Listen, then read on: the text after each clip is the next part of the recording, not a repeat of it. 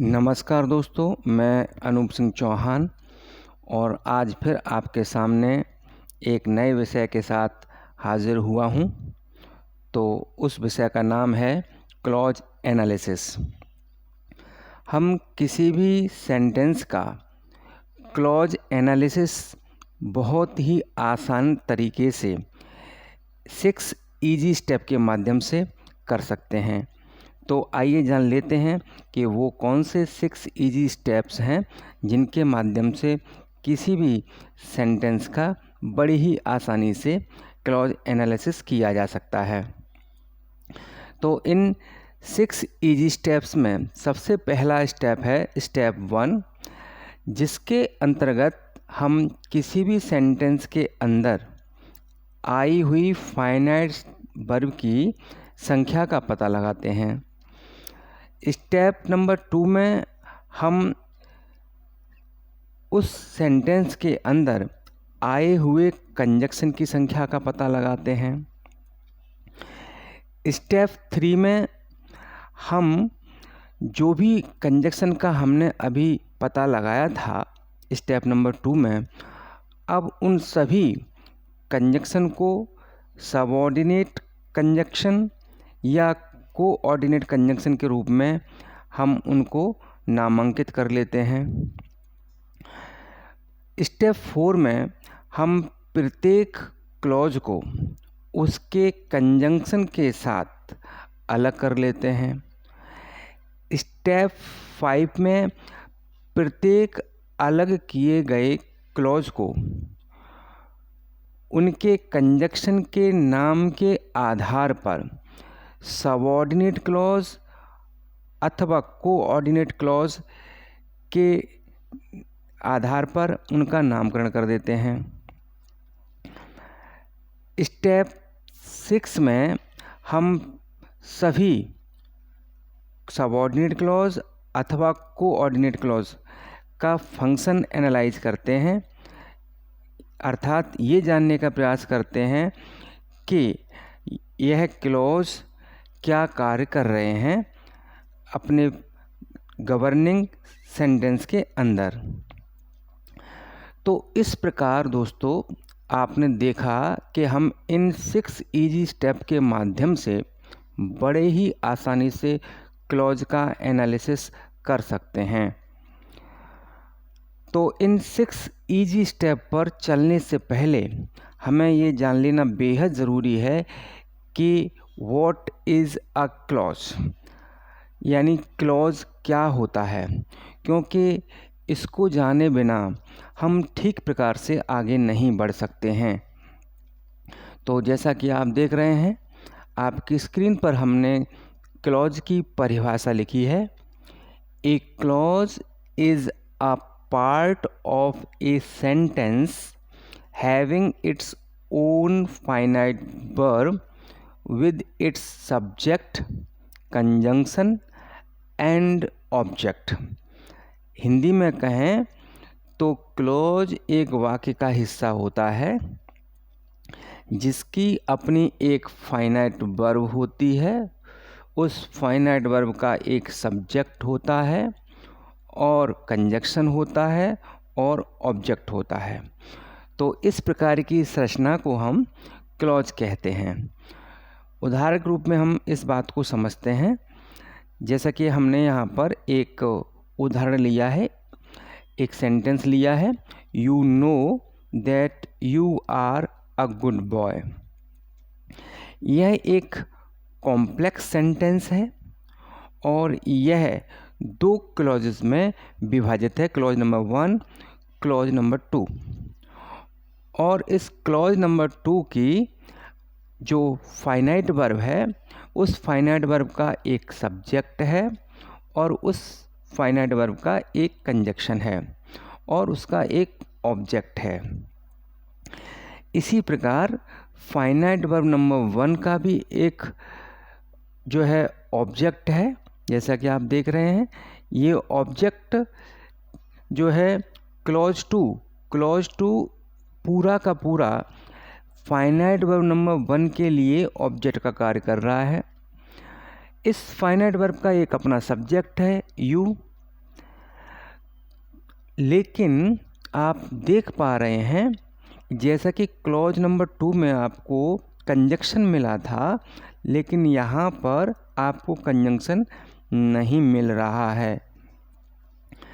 तो इसका कारण ये है कि यह प्रिंसिपल क्लॉज है और प्रिंसिपल क्लॉज एक इंडिपेंडेंट क्लॉज होता है, अर्थात यह एक स्वतंत्र क्लॉज होता है, या कह सकते हैं कि यह एक गवर्निंग सेंटेंस होता है जिसके अंदर सभी सेंटेंस आते हैं या सभी सेंटेंस जुड़ते हैं।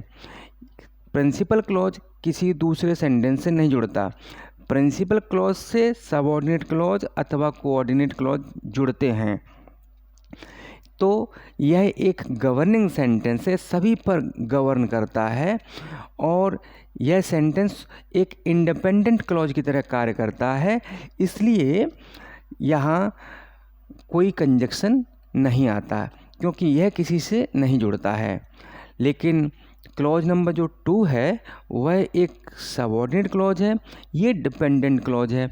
यह अपने अर्थ के लिए या अपनी किसी भी फंक्शनैलिटी के लिए प्रिंसिपल क्लॉज की फाइनाइट वर्ब से जुड़कर अपना अर्थ या अपनी फंक्शनैलिटी बता पाता है, इसलिए यह एक डिपेंडेंट क्लॉज है। तो इस प्रकार दोस्तों आपने जाना कि क्लॉज क्या होता है और किस प्रकार से एक सेंटेंस के अंदर, एक गवर्निंग सेंटेंस के अंदर जुड़ा रहता है। तो अब हम क्लॉज को समझने के बाद 6 इजी स्टेप के सफ़र को प्रारंभ करते हैं और जिसमें सबसे पहला स्टेप है find out the number of finite verbs. तो जैसा कि आप यहाँ स्क्रीन पर देख पा रहे हैं कि हमने एक बड़ा सेंटेंस लिया है। ये इसलिए लिया है ताकि आप आसानी से किसी भी सेंटेंस को समझ सकें और अगर कोई बड़ा सेंटेंस आ भी जाए तो आप उससे हिचकिचाएं ना, उसका आसानी से एनालिसिस कर पाएँ। तो यह सेंटेंस है, as you know that you are a good boy but you can not be a such until you respect a teacher. If you do not obey and respect him, he will not guide you and he will be passive in your matter because he is that person who can change your life, which depends on how you react with him when you meet him. तो ये एक complete sentence है, ये एक sentence है और ये mixed प्रकार का सेंटेंस है। इसको हम मिक्स्ड सेंटेंस कहेंगे क्योंकि इसमें सबऑर्डिनेट और कोऑर्डिनेट दोनों प्रकार के क्लॉजेज आए हैं। तो आप देखते हैं कि ये सबऑर्डिनेट और कोऑर्डिनेट क्लॉज एक प्रिंसिपल क्लॉज के अंदर जुड़े हुए हैं।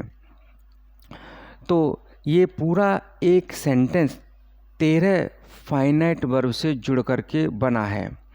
तो सबसे पहले हमें ये जान लेना ज़रूरी है कि फाइनाइट वर्ब का कंसेप्ट क्या है, फाइनाइट वर्ब किसे कहते हैं, तभी हम फाइनाइट वर्ब को ढूंढ पाएंगे। तो फाइनाइट वर्ब का जो कंसेप्ट है उसके अनुसार the verb which agrees with the number and the tense of a subject is called the finite verb. Therefore, technically, each auxiliary verb or every full verb is the finite verb. तो आपको समझ में आ गया होगा।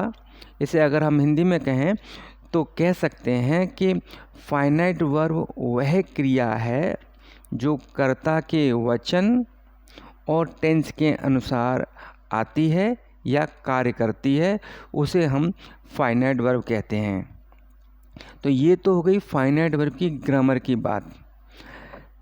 लेकिन अगर कोई व्यक्ति इस कंसेप्ट को नहीं जानता है तो वो कैसे फाइनाइट वर्ब को ढूंढे।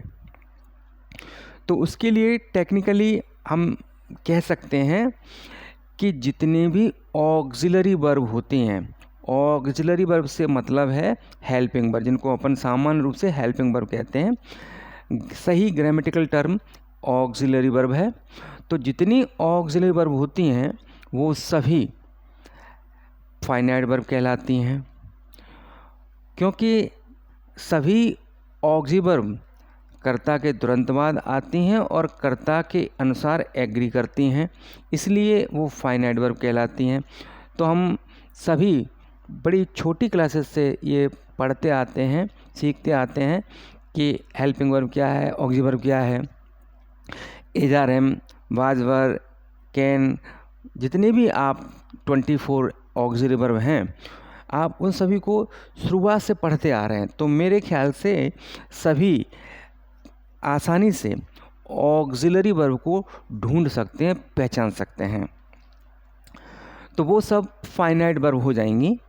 और जब कभी किसी वाक्य में आपको ये 24 ऑक्सिलरी वर्ब नहीं मिलती हैं, तो उस कंडीशन में जो भी प्लेन वर्ब फॉर्म आती है, जैसा कि आप यहाँ पर फाइनाइट वर्ब नंबर 1 देख पा रहे हैं, तो जो भी प्लेन वर्ब फॉर्म आती है वह कर्ता के साथ एग्री करती है, तो वह भी फाइनाइट वर्ब बन जाती है। इस प्लेन वर्ब फॉर्म को हम सामान्य रूप से मेन वर्ब के नाम से जानते हैं, लेकिन मेरे ख्याल से हमें मेन वर्ब तब कहना चाहिए जब उस वाक्य में उसके साथ उसकी ऑक्सिलरी वर्ब आई हो। फॉर एग्जाम्पल, जैसे आप फाइनाइट वर्ब नंबर 5 में देखें तो यहाँ डू ऑक्सिलरी वर्ब आई है, यानी हेल्पिंग वर्ब आई है, और ओवे मेन वर्ब आई है। यानी ओवे को हम यहाँ मेन वर्ब इसलिए कह रहे हैं क्योंकि उसकी सहायक क्रिया आई है, तभी हम उसको मेन वर्ब कह रहे हैं। अगर ओवे अकेली आती तो हम उसको सहायक क्रिया मेन वर्ब नहीं कह सकते थे, या कहना नहीं चाहिए, क्योंकि किसी क्रिया को आप मेन तब कह पाएंगे जब उसका सहायक होगा। तो इसलिए आप उसको फुल वर्ब कहें तो ज़्यादा बेहतर है। ग्रामेटिकल एस्पेक्ट के आधार पे भी अगर हम कहें तो जो ऑक्सिलरी वर्ब होती है वह टाइम का बोध कराती है, और जो मेन वर्ब होती है वो एक्शन का बोध कराती है। इसलिए टेंस की परिभाषा के अनुसार time plus action is equal to tense. तो जब कोई क्रिया का जो वर्ब फ्रेज होता है वह टाइम और एक्शन दोनों का बोध कराती है, तब वो टेंस का निर्माण करा पाती है। लेकिन फाइनाइट वर्ब 1 में आप देख पा रहे हैं कि ये जो नो वर्ब है वो अकेले ही टाइम का भी बोध करा रही है और एक्शन का भी बोध करा रही है, इसीलिए इसको हम फुल वर्ब कह रहे हैं, यानी कंप्लीट वर्ब कह रहे हैं। ये अपने आप में कंप्लीट है, इसको किसी की सहायता की आवश्यकता नहीं है, तो इसीलिए हम इसको फुल वर्ब के नाम से पुकारते हैं। तो एक ग्रामेटिकल जानकारी के रूप में आपको मैंने बता दिया। वैसे आप इसको अगर इस फुल वर्ब कहने में आप असहज हैं तो आप इसको मेन वर्ब के रूप में भी समझ सकते हैं। तो इस प्रकार जो भी कर्ता के तुरंत बाद ऑक्सिलरी वर्ब आती हैं या जो भी मेन वर्ब आती हैं जिनको हम फुल वर्ब कह रहे हैं, वो सभी के सभी फाइनाइट वर्ब कहलाती हैं। तो इस प्रकार हम किसी भी सेंटेंस के अंदर फाइनाइट वर्ब को बड़ी ही आसानी से ढूंढ सकते हैं। जैसे कि आप देख रहे हैं यहाँ नो फाइनाइट वर्ब नंबर 1 है, आर फाइनाइट वर्ब नंबर 2 है जो एक ऑक्सिलरी वर्ब के रूप में आई है, कैन ये भी एक फाइनाइट वर्ब है, रिस्पेक्ट ये भी एक फाइनाइट वर्ब है, डोंट ओवे ये भी एक फाइनाइट वर्ब के रूप में काम कर रही है, रिस्पेक्ट यहाँ फिर फाइनाइट वर्ब नंबर 6 के रूप में काम कर रही है, विल नॉट गाइड, ये भी फ्रेज जो है फाइनल वर्ब के रूप में काम कर रहा है। विल बी, ये भी एक फाइनल वर्ब के रूप में काम कर रही है। इज फिर से जो है एक फाइनल वर्ब के रूप में काम कर रही है। कैन चेंज, ये भी फाइनल वर्ब नंबर 10 के रूप में काम कर रही है। डिपेंड्स, ये फाइनल वर्ब नंबर 11 के रूप में काम कर रही है। रिएक्ट फाइनल वर्ब 12 के रूप में काम कर रही है। और मीट फाइनल वर्ब नंबर 13 के रूप में काम कर रही है। तो इस प्रकार से आपने देखा कि एक फुल स्टॉप के अंदर, एक फुल स्टॉप का मतलब होता है एक सेंटेंस, क्योंकि फुल स्टॉप का प्रयोग तभी हम करते हैं जब हमारी बात फुल हो जाती है, तभी हम स्टॉप लेते हैं, इसलिए हम उसको फुल स्टॉप कहते हैं। तो यहाँ एक सेंटेंस बन के तैयार हुआ है 13 फाइनाइट वर्ब की सहायता से। तो इस प्रकार हम किसी भी सेंटेंस में बड़े ही आसानी से फाइनाइट वर्ब को ढूंढ सकते हैं। तो फाइनाइट वर्ब के ढूंढने के साथ ही हमारा पहला स्टेप पूरा हो जाता है और हम आगे बढ़ते हैं स्टेप नंबर 2 पर। स्टेप नंबर 2 में हमको कंजक्शन की संख्या का पता लगाना होता है। यानी हमने सबसे पहले फाइनाइट वर्ब को ढूंढा। फाइनाइट वर्ब ढूंढने के बाद हमारा अगला स्टेप है कि हम उस दिए गए वाक्य के अंदर कंजक्शन की संख्या का पता लगाएं कि कंजक्शन क्या है, कितने हैं। तो सबसे पहले एक बात हमारे मन में आती है कि अगर हम कंजक्शन को नहीं जानते हैं या कंजक्शन की ग्रामर को नहीं जानते हैं तो फिर हम कंजक्शन को कैसे ढूंढें। तो दोस्तों इसके लिए हमने एक बहुत सरल तरीका आपको सुझाया है जिसको हमने नाम दिया है left hand side technique of the finite verb. यानी हम कंजक्शन को ढूंढने के लिए फाइनाइट वर्ब के लेफ्ट हैंड साइड पर जाएंगे और फाइनाइट वर्ब के लेफ्ट हैंड साइड पर हमको पहले नंबर पर सब्जेक्ट मिलता है और दूसरे नंबर पर फाइनाइट वर्ब के लेफ्ट हैंड साइड के दूसरे नंबर पर हमको कंजक्शन मिल जाता है। तो जैसा कि देख रहे हैं आप, हमने यहाँ पर कंजक्शन को चिन्हित कर रखा है तो आप आसानी से समझ सकते हैं। तो हम इस चीज़ को प्रैक्टिकली देख लेते हैं। देखिए, हम फाइनाइट नंबर 1 पे गए और फाइनाइट वर्ब नंबर 1 के लेफ्ट हैंड साइड पर पहले स्थान पर हमको मिला सब्जेक्ट और फाइनाइट वर्ब के लेफ्ट हैंड साइड के सेकंड स्थान पर हमको मिल जाता है एक शब्द जो है एज, और इसी को हम कंजक्शन कहेंगे। यानी हमें फाइनाइट वर्ब के लेफ्ट हैंड साइड में दूसरे स्थान पर जो शब्द मिलता है वह कंजक्शन के रूप में हम चिन्हित कर लेंगे। तो इस तरीके से हम लेफ्ट हैंड साइड टेक्निक के माध्यम से हम प्रत्येक वाक्य में, प्रत्येक क्लॉज में हम कंजक्शन को चिन्हित कर पाएंगे।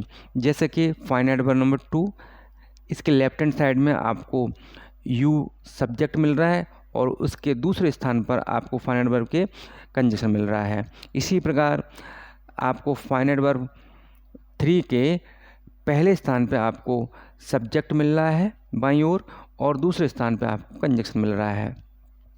इसी प्रकार फाइनाइट वर्ब 4 में भी आप देखें, पहले स्थान पे आपको सब्जेक्ट मिल रहा है और फाइनाइट वर्ब के लेफ्ट हैंड साइड के दूसरे स्थान पर आपको कंजक्शन मिल रहा है। इसी प्रकार फाइनाइट वर्ब नंबर 5 पे जाते हैं, वहाँ भी आप देखेंगे हमको पहले स्थान पर फाइनाइट वर्ब के लेफ्ट हैंड साइड पर सब्जेक्ट मिल रहा है और ठीक उसके आगे यानी दूसरे स्थान पर फाइनाइट वर्ब के हमको कंजक्शन मिल रहा है। इसी प्रकार हम फाइनाइट वर्ब नंबर 6 पे जाते हैं तो हमको यहाँ पर फाइनाइट वर्ब के लेफ्ट हैंड साइड पर एक इम्प्लिसिट सब्जेक्ट मिल रहा है। तो ज़रा यहाँ हम ध्यान देंगे, इम्प्लिसिट सब्जेक्ट से तात्पर्य ये है कि यहाँ सब्जेक्ट होता है लेकिन वह यहाँ पर ग्रामेटिकल रीज़न के कारण अव्यक्त कर दिया गया है, यानी उसको छुपा दिया गया है। ऐसा इसलिए क्योंकि जो इसके आगे इस फाइनाइट वर्ब के दूसरे स्थान पर, यानी पहला स्थान तो इम्प्लिसिट सब्जेक्ट का हो गया और दूसरे स्थान पर हमें जो शब्द मिल रहा है वह एक कंजक्शन है और ये कोऑर्डिनेट कंजक्शन है। और इस कोऑर्डिनेट कंजक्शन का जो फंक्शन है वो कॉपुलेटिव है। तो कॉपुलेटिव फंक्शन होने के कारण यहाँ जो सब्जेक्ट समान होते हैं तो यह कंजक्शन दोनों वाक्यों को कॉपुलेट कर देता है और जिसके कारण कॉमन जो चीज़ होती है उनमें से एक रह जाती है और एक गायब हो जाती है।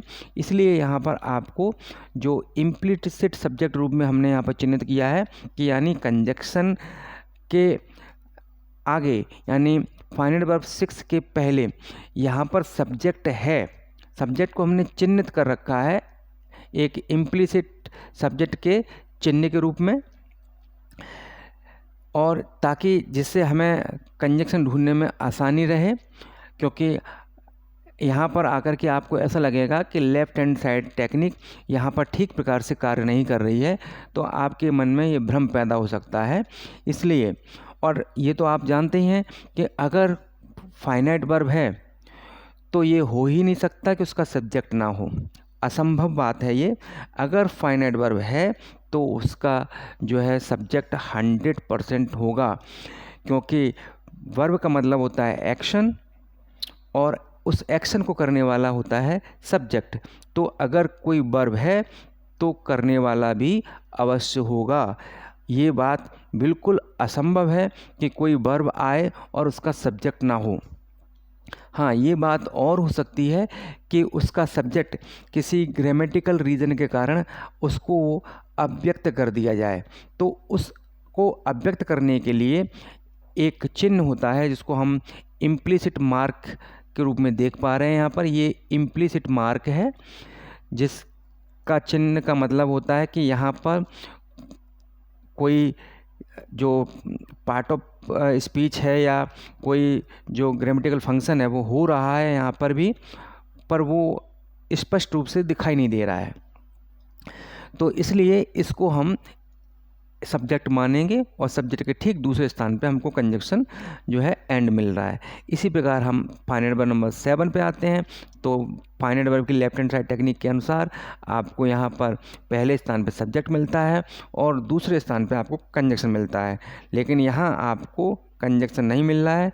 तो समझ जाइएगा, जिस वाक्य में आपको कंजक्शन नहीं मिलता है तो अगर वहाँ कंजक्शन आपको नहीं मिल रहा है तो वह आपका प्रिंसिपल क्लॉज होगा। तो वह प्रिंसिपल क्लॉज का निर्माण करेगा, क्योंकि आप जानते हैं प्रिंसिपल क्लॉज ही एक गवर्निंग बॉडी है पूरे सेंटेंस में, जो पूरे सेंटेंस को गवर्न करता है और यह एक इंडिपेंडेंट होता है, यह किसी से जुड़ता नहीं है, इसलिए यहाँ पर किसी कोई कंजक्शन की आवश्यकता नहीं होती है। इसी प्रकार हम फाइनाइट वर्ब नंबर 8 पर आते हैं।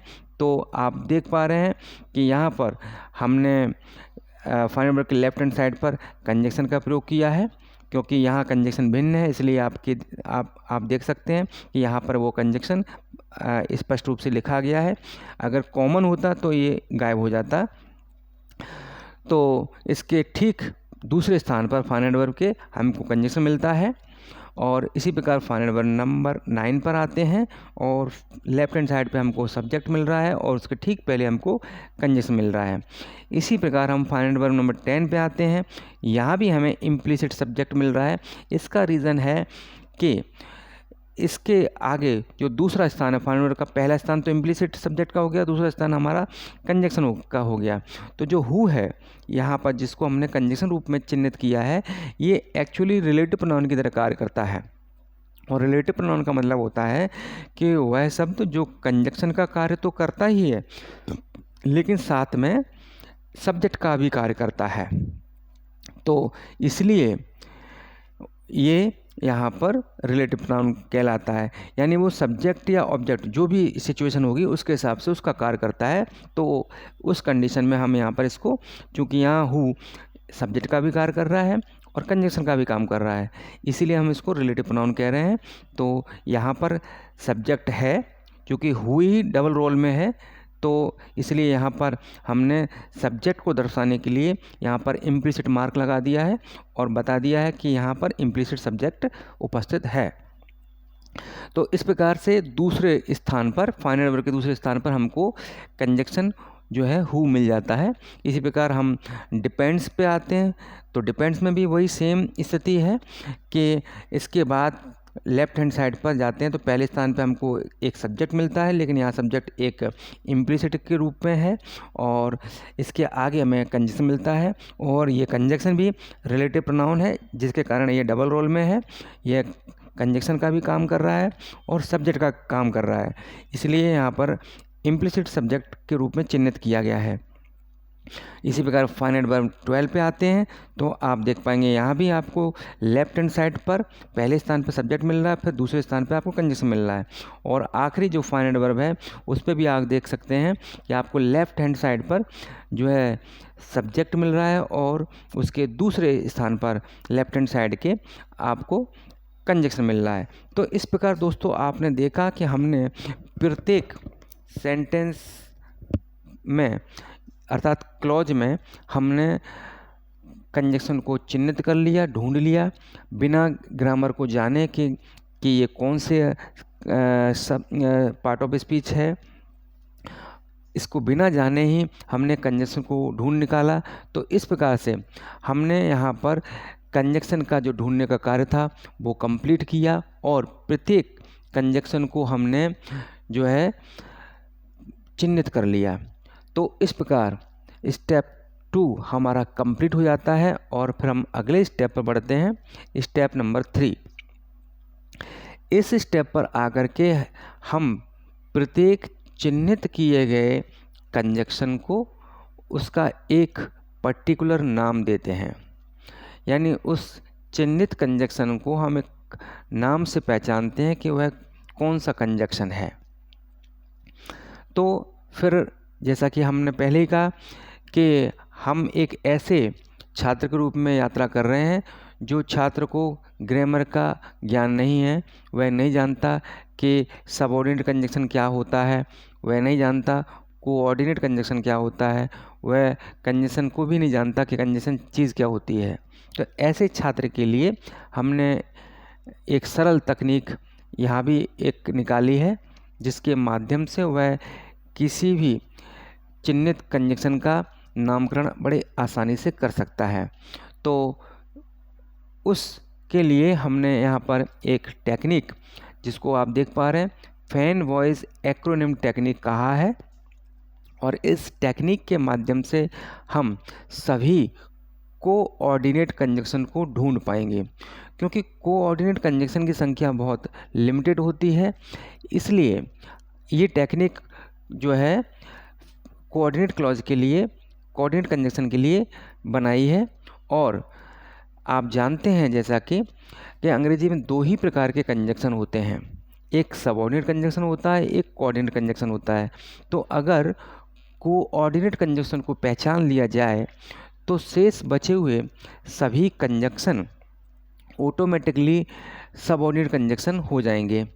तो इसलिए यहाँ पर एक कोऑर्डिनेट कंजक्शन के लिए फैन वॉइस एक्रोनिम टेक्निक प्रयोग की गई है, जिसके अनुसार F4 होता है फॉर, A4 है एंड, N4 है नोर, B4 है बट, O4 है और, Y4 है यट और S4 है सो।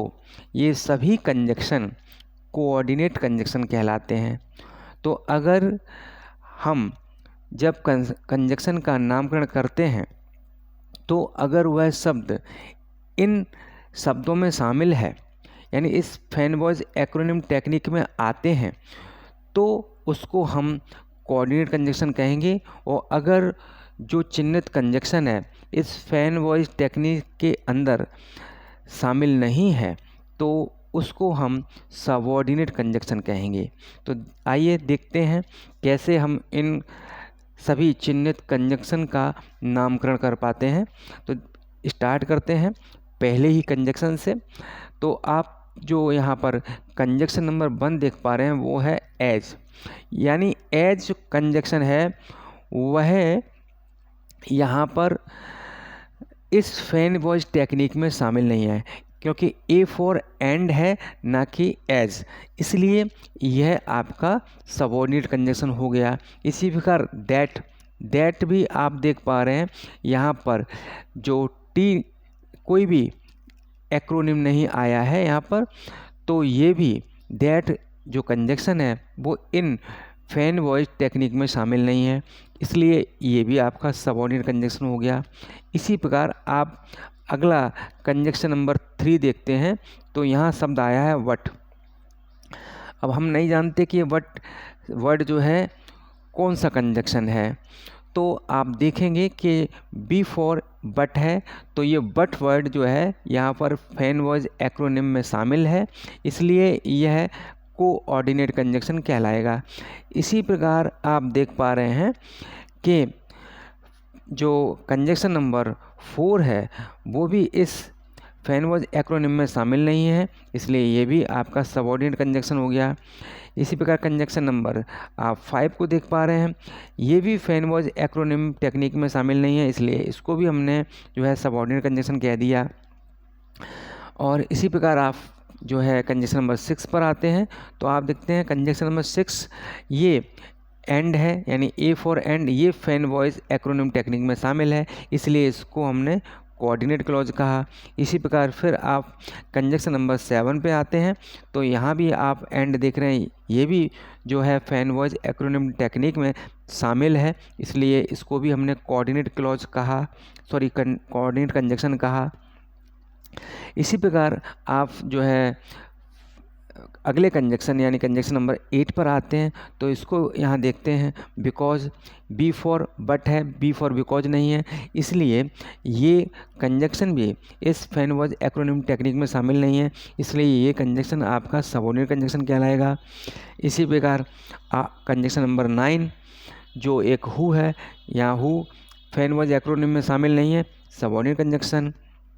इसी प्रकार कंजंक्शन नंबर 10 जो कि एक विच है, ये कंजंक्शन भी यहाँ फैन वॉइस एक्रोनिम टेक्निक में शामिल नहीं है, तो ये भी सबऑर्डिनेट कंजंक्शन कहलाएगा। इसी प्रकार हाउ, ये भी फैन वॉइस एक्रोनिम में शामिल नहीं है, इसलिए ये भी सबऑर्डिनेट कंजंक्शन कहलाएगा। और इसी प्रकार आखिरी जो यहाँ 12 नंबर का कंजंक्शन है उसको भी हम देखते हैं, तो ये भी फैन वॉइस एक्रोनिम में शामिल नहीं है, तो इसलिए इसको भी हम सबऑर्डिनेट कंजंक्शन कहते हैं। तो दोस्तों आपने देखा यहाँ पर कि हमने इस फैन वॉइस एक्रोनिम टेक्निक के माध्यम से सभी कंजंक्शन का नामकरण कर लिया बड़े ही आसानी से, बिना ग्रामर को जाने। और आप ये भी जानते हैं कि यहाँ पर जितनी भी फाइनाइट वर्ब होती हैं उससे एक माइनस करने पर हमें एक्चुअल कंजंक्शन की संख्या पता चल जाती है। तो फाइनाइट वर्ब जो है हमारी यहाँ 13 है, 13 फाइनाइट वर्ब में से हमने जो है -1 किया, तो हमें टोटल 12 कंजंक्शन की संख्या प्राप्त हुई। तो इस टेक्निक से हम ये भी पता लगा लेते हैं कि कहीं कोई और कंजंक्शन छिपा तो नहीं रह गया, यानी अब हम इस बात से श्योर हैं कि इस वाक्य के अंदर 12 कंजंक्शन ही हैं, ना इससे एक कम है ना एक इससे ज़्यादा होगा। ठीक है, तो जितने भी फाइनाइट वर्ब हों उसमें से आप -1 कर दें। अगर 40 फाइनाइट वर्ब हैं तो -1 करेंगे तो 39 आपको कंजंक्शन मिल जाएंगे। 1000 फाइनाइट वर्ब हैं तो -1 करेंगे, 999 आपको कंजंक्शन मिल जाएंगे। तो इससे हम श्योर हो जाते हैं कि दिए गए सेंटेंस में कहीं कोई कंजंक्शन छिपा तो नहीं है जो हम ढूंढने से वंचित रह गए, हम नहीं ढूंढ पाए। तो इस तरीके से हम सभी कंजंक्शन को सफलतापूर्वक ढूंढ सकते हैं, क्योंकि हमें मालूम है कि इस वाक्य के अंदर 13 क्लॉज हैं और उनमें से एक माइनस करने पर हमें कंजंक्शन संख्या प्राप्त हो गई, और जो कि है 12। तो हमने यहाँ वेरीफाई कर लिया कि हमारे जो कंजंक्शन है वो 12 है। तो इस प्रकार से हमने सही 12 कंजक्शन को ढूंढ लिया और फिर उनका नामकरण भी फैन वॉइस एक्रोनिम टेक्निक के माध्यम से बड़ी ही आसानी से बिना ग्रामर को जाने कर लिया। तो इसी के साथ हमारा स्टेप नंबर 3 पूर्ण होता है। अब हम स्टेप नंबर 4 पर आते हैं। स्टेप नंबर 4 में हम प्रत्येक क्लॉज को अलग कर लेते हैं उस कंजक्शन के साथ, यानी जो हमने कंजक्शन के नामकरण किए थे। अब हम ये जान गए कि एक कंजक्शन क्या है, उसका नाम क्या है, सबऑर्डिनेट है या कोऑर्डिनेट है।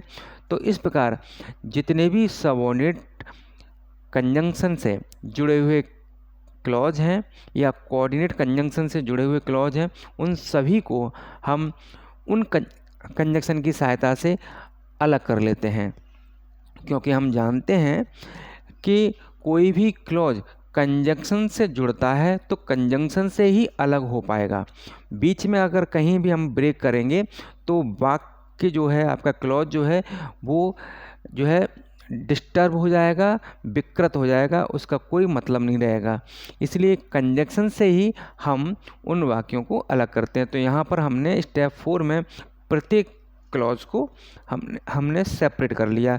तो जैसा कि आप देख पा रहे हैं, हमने प्रत्येक जो कंजंक्शन से जुड़े हुए क्लॉज थे उन सभी को हमने अलग कर लिया। तो यहाँ आप देख रहे हैं, पहला वाक्य जो है सबऑर्डिनेट कंजंक्शन से जुड़ा था, हमने इसको अलग कर लिया। दूसरा वाक्य भी सबऑर्डिनेट से, तीसरा जो है कोऑर्डिनेट से, चौथा सबऑर्डिनेट से, पांचवा सबऑर्डिनेट से, छठवां कोऑर्डिनेट से, सातवां आप वाक्य देख रहे हैं यहाँ पर कोई कंजंक्शन नहीं है, इसलिए ये आपका प्रिंसिपल क्लॉज कहलाएगा।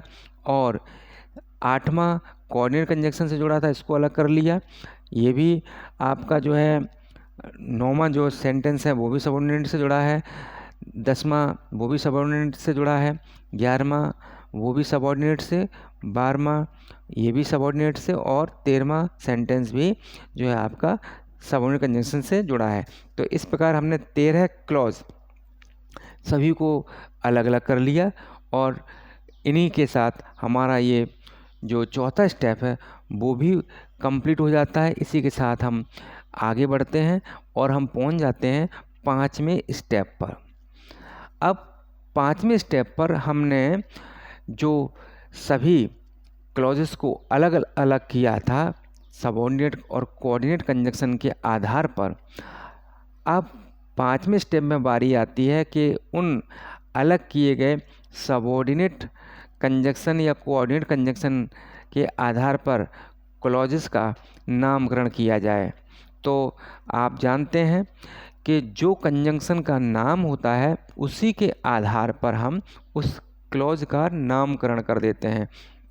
तो जैसा कि आपने स्टेप नंबर 4 में देखा था कि एज एक सबऑर्डिनेट कंजंक्शन था, इसलिए इसका नामकरण सबऑर्डिनेट क्लॉज कर दिया गया। इसी प्रकार दैट भी सबऑर्डिनेट क्लॉज के रूप में नामांकित कर दिया गया।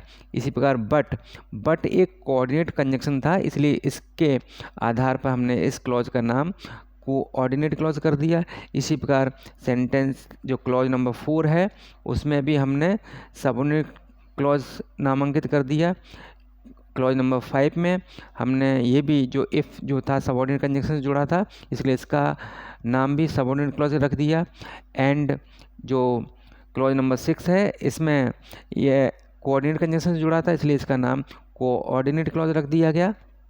और क्लॉज नंबर 7 जो किसी भी कंजंक्शन से नहीं जुड़ा था, इसलिए इसका नाम हमने प्रिंसिपल क्लॉज रख दिया। यह ही वाक्य है जो पूरे वाक्य को कंट्रोल कर रहा है, या इसी वाक्य को हम जो है गवर्निंग बॉडी बोलेंगे।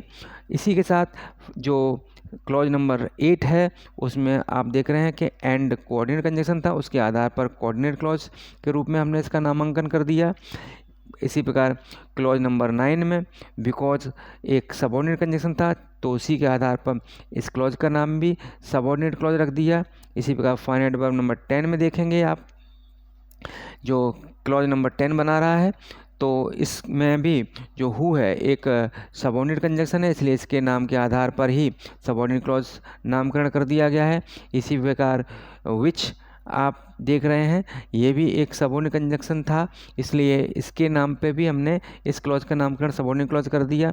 इसी प्रकार क्लॉज नंबर 12 और क्लॉज नंबर 13 इनको भी सबऑर्डिनेट क्लॉज के रूप में नामांकित कर दिया गया।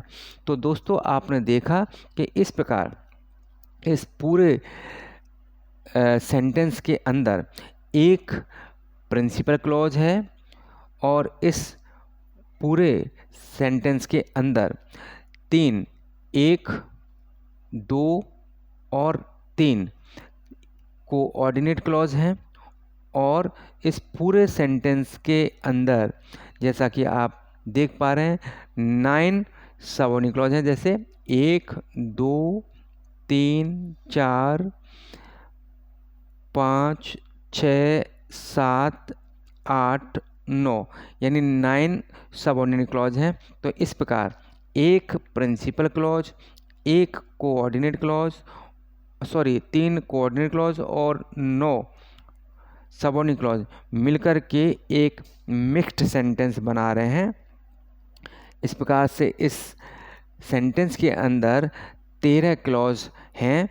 एक फुल स्टॉप के अंदर 13 क्लॉज बंद हैं, जिनमें एक प्रिंसिपल क्लॉज है, 3 कोऑर्डिनेट क्लॉज है और 9 सबऑर्डिनेट क्लॉज हैं। तो इस प्रकार से हमने 5वें स्टेप में आकर के क्लॉज का हमने जो है विभाजन कर दिया और प्रत्येक क्लॉज का नामकरण कर दिया। तो प्रत्येक क्लॉज का सबऑर्डिनेट क्लॉज और कोऑर्डिनेट क्लॉज के नामकरण करने के उपरांत हम पहुंचते हैं आखिरी स्टेप पर, जो है आपका अंतिम 6वां स्टेप, और ये बेहद महत्वपूर्ण स्टेप है जिसको हम बड़े गौर से देखेंगे।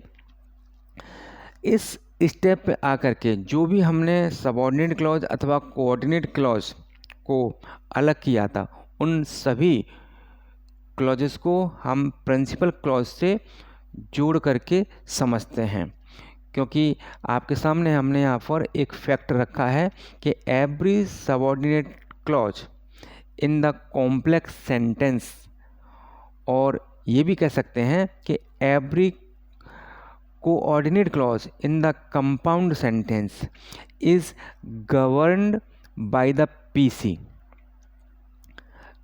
प्रिंसिपल क्लॉज के द्वारा गवर्न किए जाते हैं। देयरफॉर द एससी और सीसी यानी coordinate clause function according to the position it takes in relation to the finite verb of the PC. अर्थात इसका हिंदी अर्थ ये है कि प्रत्येक सबऑर्डिनेट क्लॉज प्रिंसिपल क्लॉज के द्वारा कंट्रोल्ड होता है, गवर्न होता है, और इसी तरीके से कोऑर्डिनेट क्लॉज में भी, यद्यपि कोऑर्डिनेट क्लॉज में जितने भी क्लॉज आते हैं वो सभी इक्वल रैंक के होते हैं, लेकिन वो भी कंजंक्शन के द्वारा जुड़े होते हैं प्रिंसिपल क्लॉज से। तो जिस भाग में कंजंक्शन होता है वह भाग वाला कोऑर्डिनेट क्लॉज अपने प्रिंसिपल क्लॉज से कनेक्ट रहता है, और जिस प्रकार से कनेक्ट रहता है वो उसी प्रकार से फंक्शन कार्य करता है। चूँकि हमने यहाँ पर एक सबऑर्डिनेट क्लॉज का एग्जाम्पल लिया है, इसलिए यहाँ पर हम इस फैक्ट को सबऑर्डिनेट क्लॉज के संदर्भ में देख रहे हैं। तो उसके अनुसार प्रत्येक सबऑर्डिनेट क्लॉज कॉम्प्लेक्स सेंटेंस के अंदर, जैसा कि आप देख रहे हैं ये पूरा एक कॉम्प्लेक्स सेंटेंस है, उसके अंदर गवर्न होता है प्रिंसिपल क्लॉज से। इसीलिए सबऑर्डिनेट क्लॉज फंक्शन करता है according to the position it takes in relation to the finite verb of the PC. यानी प्रिंसिपल क्लॉज की जो फाइनाइट वर्ब होती है उसके रिलेशन में वह जिस पोजीशन पे आता है उसी के हिसाब से वो सबऑर्डिनेट क्लॉज कार्य करता है। जैसे कि आप यहाँ पर स्क्रीन पर देख पा रहे हैं, हमने यहाँ पर एक सेंटेंस लिया है, how he could assist his friend was his chief concern. तो ये सेंटेंस के 2 क्लॉज हैं, एक तो है प्रिंसिपल क्लॉज और एक है सबऑर्डिनेट क्लॉज। और इस प्रत्येक क्लॉज के अपने अपने हिस्से हैं, जैसे कि आप सबऑर्डिनेट क्लॉज में देख सकते हैं। ये एक फाइनाइट वर्ब है, फाइनाइट वर्ब नंबर 2, और यहाँ ये एक सब्जेक्ट है ही, और एक यहाँ पर कंजक्शन है हाउ, और यहाँ हिज फ्रेंड एक ऑब्जेक्ट है। फाइनाइट वर्ब का नंबरिंग हम किसी भी क्रम में कर सकते हैं। हम इस फाइनाइट नंबर 2 को 1 लिख सकते हैं और फाइनाइट वर्ब नंबर 1 को हम 2 कर सकते हैं। यहाँ इस क्रम से कोई फ़र्क नहीं पड़ता, हम किसी भी क्रिया कहीं से भी हम नंबरिंग स्टार्ट कर सकते हैं। किसी क्लॉज के अंदर या किसी भी सेंटेंस के अंदर हम कहीं से भी फाइनाइट वर्ब को नामांकित करना स्टार्ट कर सकते हैं। तो इससे यहाँ इसके नंबरिंग से कोई कन्फ्यूज़न हमारे अंदर नहीं होना चाहिए। और प्रिंसिपल क्लॉज में आप देख पा रहे हैं यहाँ पर जो वाज है वो एक फाइनाइट वर्ब नंबर 1 है और इसका ये ऑब्जेक्ट है। तो आप देख पा रहे हैं कि इस सेंटेंस के अंदर जो सबऑर्डिनेट क्लॉज और प्रिंसिपल क्लॉज हैं, ये दोनों मिलकर के एक कॉम्प्लेक्स सेंटेंस का निर्माण कर रहे हैं। ठीक है, तो आप देखेंगे जब हम ये पता लगाएंगे कि ये जो सबऑर्डिनेट क्लॉज है वो इस गवर्निंग सेंटेंस के अंदर अर्थात प्रिंसिपल क्लॉज के अंदर या प्रिंसिपल क्लॉज के साथ क्या फंक्शन कर रहा है, तो इसको हम जो है प्रिंसिपल क्लॉज की जो वर्ब है उसके रिलेशन में देखेंगे। तो हम देखते हैं कि जो प्रिंसिपल क्लॉज है उसके लेफ्ट हैंड साइड पर ये पूरा का पूरा जो क्लॉज है ये आया है, इस प्रिंसिपल क्लॉज की फाइनाइट वर्ब के लेफ्ट हैंड साइड पर।